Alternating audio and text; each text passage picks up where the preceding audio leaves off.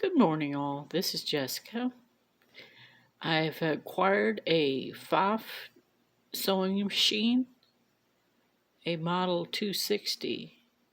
It's a vintage machine from the early 60s, and it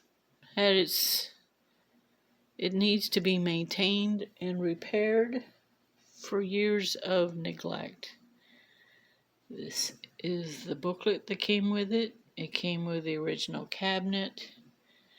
And today I'm going to go through some of the common problems with the Pfaff series, the early series.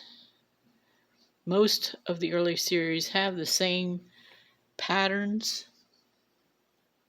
of the built mechanisms. So let's get into it. I got a lot of it disassembled to make it a little quicker.